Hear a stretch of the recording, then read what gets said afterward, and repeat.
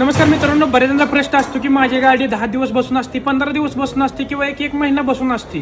त्या कंडिशनमध्ये काय होतं मित्रांनो, किंवा तुमची गाडी किती दिवस तुम्हाला बसवून ठेवायची की त्यामुळे तुमच्या गाडीमध्ये प्रॉब्लेम येणार नाही. तुमची गाडी जास्त दिवस बसून असल्यानंतर कोणत्या पार्टमध्ये प्रॉब्लेम येतो? सगळ्यात महत्त्वाचं म्हणजे शॉकर मित्रांनो. शॉकर आहे ना तुमचं सस्पेन्शन, जास्त दिवस गाडी बसून असेल तर शॉकर हार्ड होते. तर म्हणजे इंजिन माउंट ही रबरचं बनलेलं असतं मित्रांनो.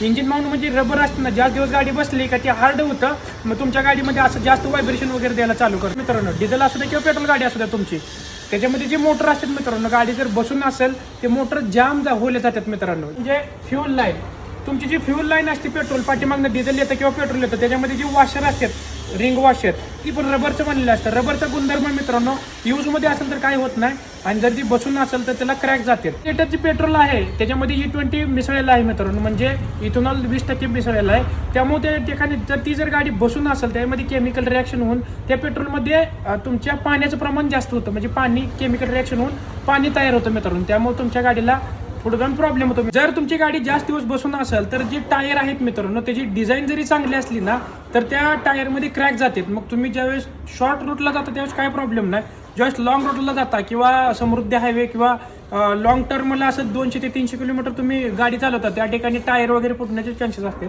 बॅटरी वीक होणं किंवा बॅटरीचे सेल खराब होणं, ह्या सगळ्या गोष्टी होते.